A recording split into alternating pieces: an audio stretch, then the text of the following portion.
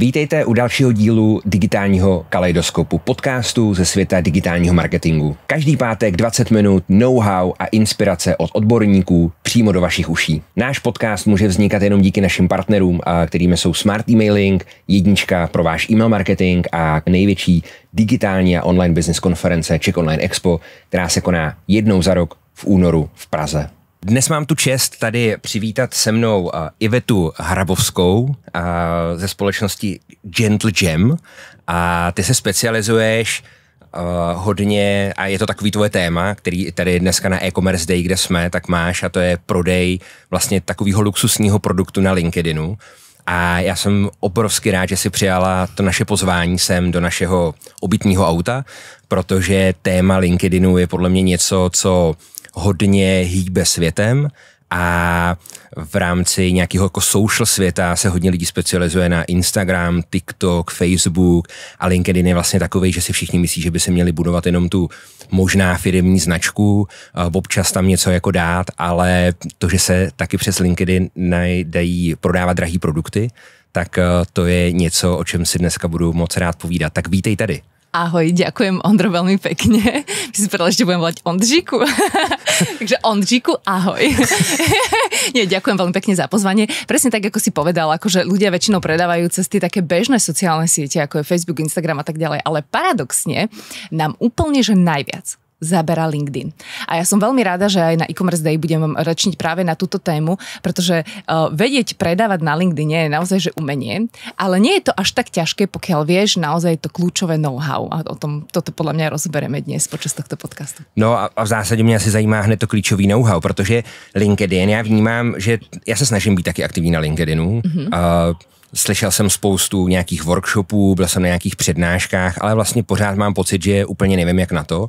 A představa toho, že bych měl svůj produkt a šel ho prodávat, tak vůbec si nedovedu představit, jak se to může jako dělat, jak to vůbec může jako fungovat.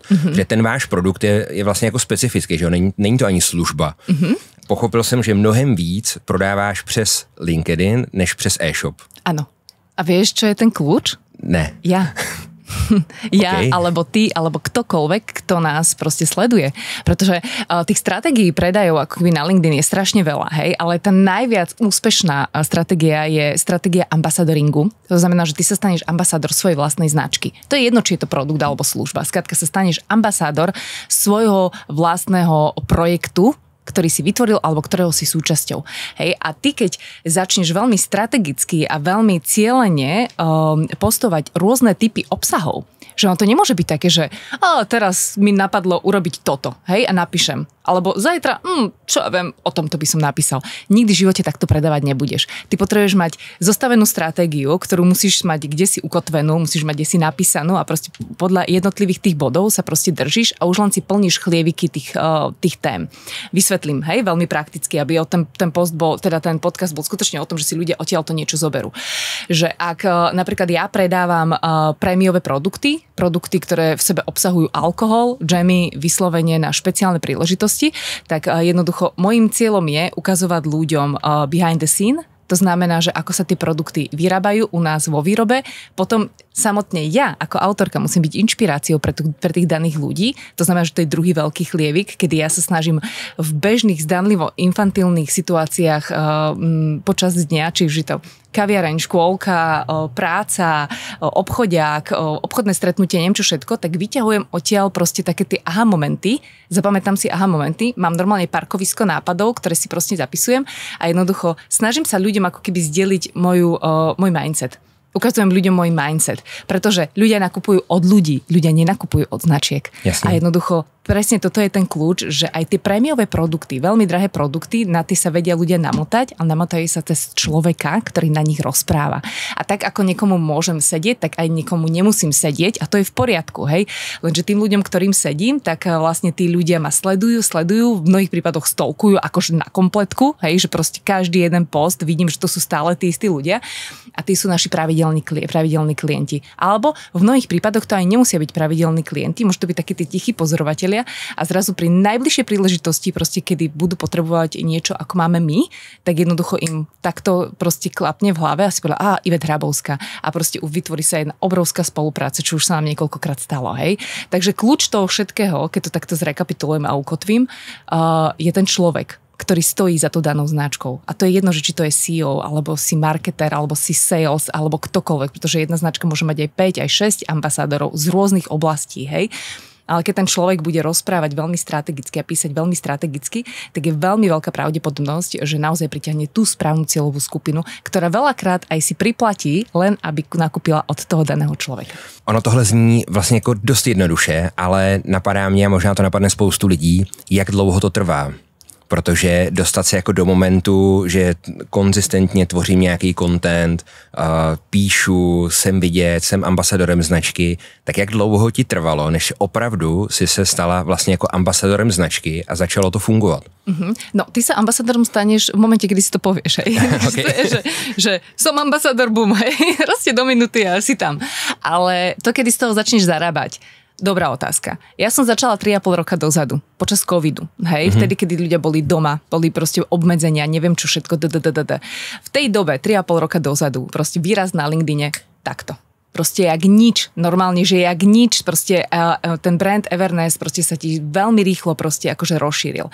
Tam bolo dokonca ešte aj taká, že taká stratégia jedna z tých takých, keď začínaš, teraz sa to už nedá moc aplikovať, ale že ty vieš ešte aj oslovovať ľudí na prepojenie, tvoju cieľovú skupinu. Keď ja som začínala, to bolo nejakých 200 až 300 kontaktov týždenne. Teraz môžeš tak 5. Urobiť, hej, takže nabrať prvú 1000 aj normálne, že oslovovaním, že ma sledujte, lebo proste tvorím content vyslovene pre vás, bolo veľmi easy peasy, hej. Teraz je to sakra ťažké. To znamená, že teraz vybudovať proste cestu, ako keby, že naozaj máš ten zástup followerov, je o mnoho ťažšie, ale nie je nemožný, hej. A to, že napríklad ja som začala zarábať už asi po 5. poste. 5. post nám priniesol asi 50 000 do firmy. Fakt, a 50 000 eur, nie českých korún, eur. Šialené, proste a to bolo len to, že ja som bola v správnom momente, správne som napísala post, to bolo vo vrchole sezóny, kedy ľudia hľadali firemné darčeky a ja som tam napísala úplne taký, to bol taký post, doteraz si pamätám, proste úplne taký infantilný, v takomto vozíku, proste takej tej rudle, som mala naskladnené také tie kartóny s džemami a za mnou bola taká plejada obrovitánska, asi 500 kaziet proste s gentle džemami a ja som proste napísala o tom, že nikto mi neveril, že to dokážem a teraz proste toto veľká objednávka putuje môjmu bývalému zamestnávateľovi. Hej, že v tomto zmysle to bolo.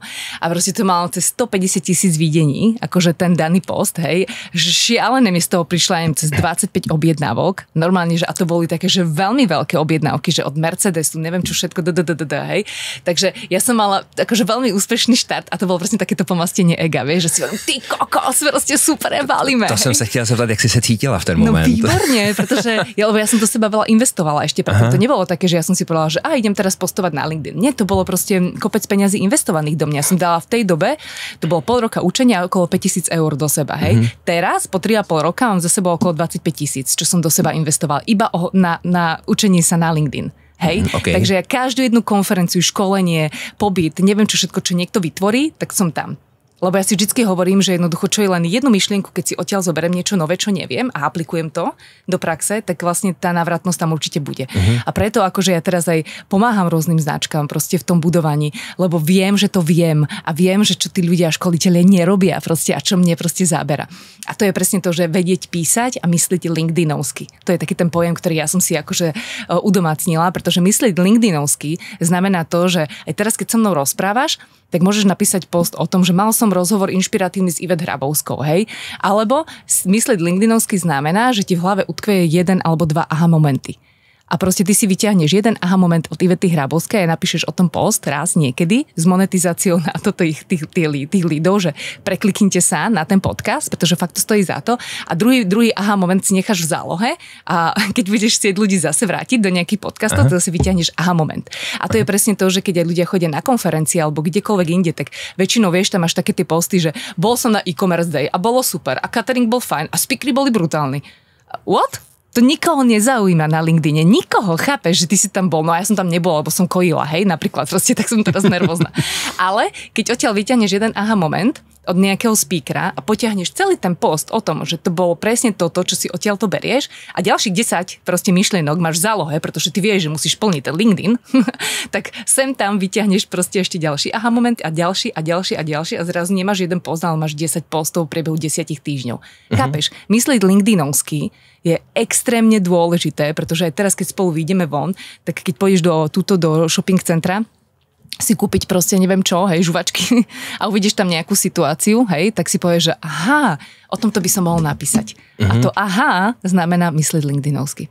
Tak ono tohle, co platí úplně pro všechny sociální sítě, že jo? Ono je to, lidi, když se rozhodnou, že budou dělat reelska, že budou dělat storíčka, tak je to, přesně to, co vykládáš, tak úplně cítím v tom, že to je ta každodennost. Prostě to, že tím opravdu jako myslíš a vyhledáváš, nebo už ani nevyhledáváš, ale jako bereš ty situace, někde si je zapisuješ někde dozadu, nebo si je napíšeš někde jako na papír nebo do telefonu a potom v ten správný moment to vytáhneš. Ale to, co říkáš o těch inspirativních věcech, tak mě by vlastně ještě zajímalo, co si myslíš, že víc jako funguje na LinkedInu, protože chápu, že myslet jako LinkedInovsky je ten jako zásadní jako mindset, jak můžu být úspěšný, ale zároveň mám pocit, že spoustu lidí si myslí, že na LinkedIn patří jenom takový ty jako pracovní věci a že to ostatní tam vůbec nemá co dělat. Slyším to velmi často, pak často vidím příspěvky, jak lidi říkají, hele, tohle je nový Facebook, tady lidi dávají, jak byli venku se psem a já nevím co všechno.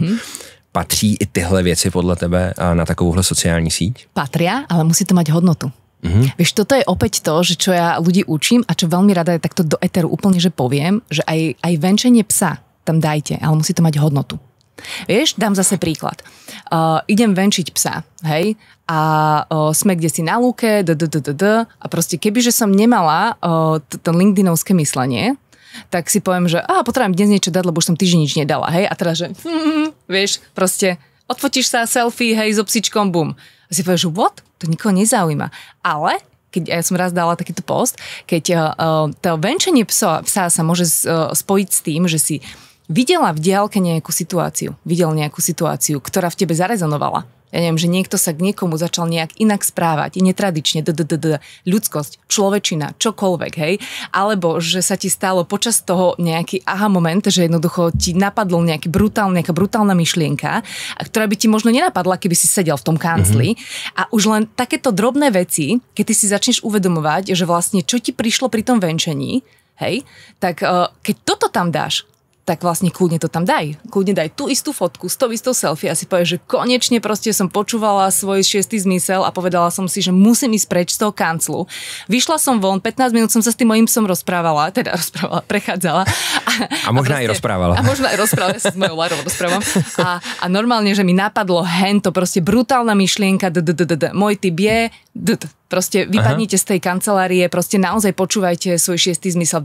Už chápeš úplne, že to som ti teraz takto vymyslela, hej? Akože na zelenej lúke som niečo vymyslela, ale toto je presne o tom, že ty aj tie zdanlivo infantilné témy môžeš pretaviť, pokiaľ nájdeš hodnotu. A hodnota je ten ďalší kľúč, že ty musíš nájsť, keď chceš zaujať aj v tých úplne bežných veciach, ako je napríklad lekcia od dieťaťa, alebo sedím v kaviarni, alebo proste nakupujem, bude tam nejaká situácia proste zaujímavá od čašníka, alebo čosi, alebo od predavača, tak jednoducho ty, keď v tom objavíš tú hodnotu, a tú hodnotu môžeme akože rovná sa, že lekciu, ktorú si zobral z tohto daného momentu.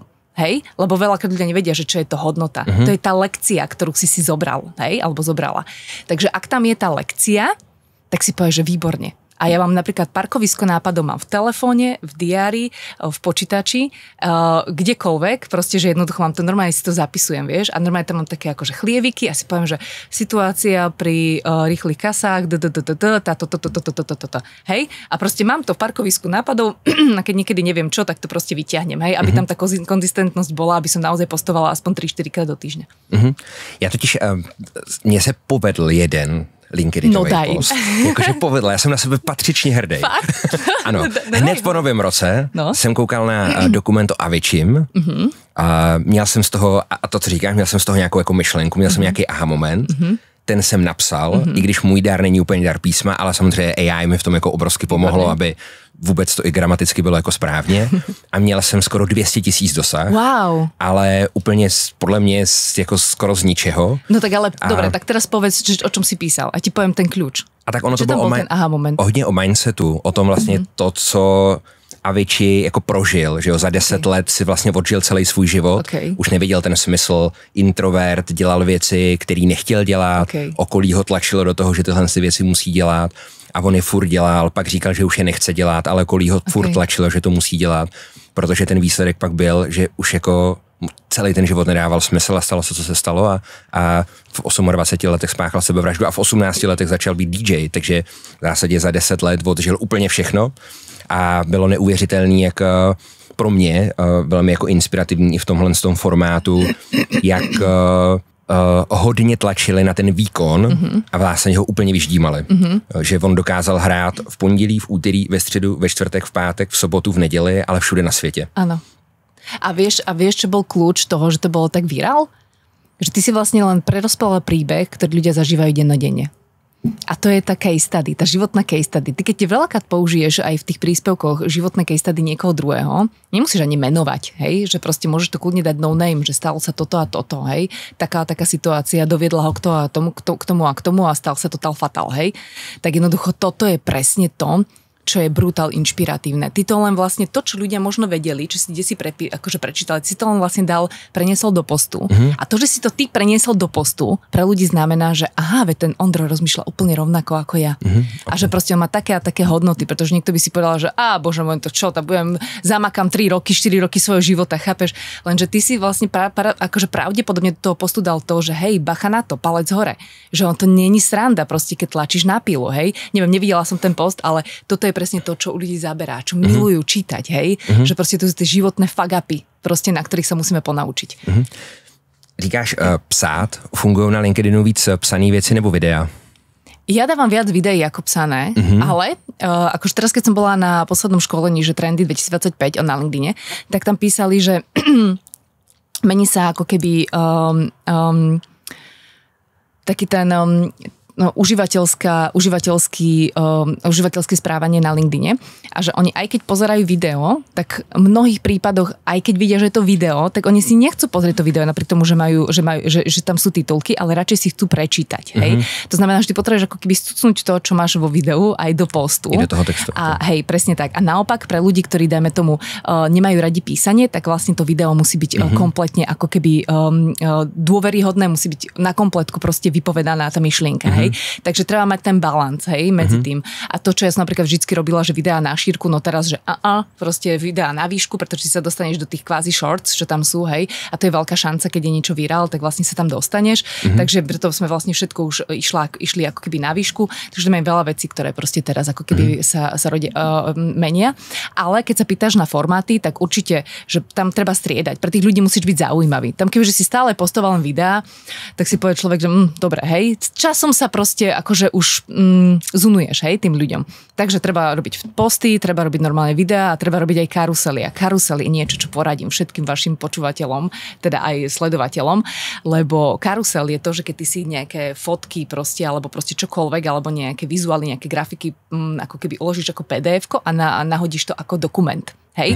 A vlastne on to normálne vidí ako karusel a proste máš tam také, vieš, tlačítka, a čo klik, to akože like pre algoritmus dwell time, pretože ty vlastne, keď tam nahádžeš 15 tých slajdov, to znamená 15 klikov, to znamená 15 krát ťa vypušuje ten algoritmus hore. Okay. Hej, takže akože veľmi odporúčam robiť tieto, keď chce niekto začať, samozrejme, že treba stále striedať, hej, ale keď máš čo povedať, tak je to úplne že geniálna forma proste postov, ktorá naozaj že zabera. Pretože keď máš post normálne písaný, tak vlastne ten človek robí iba jeden klik, že zobraziť viac. Hej?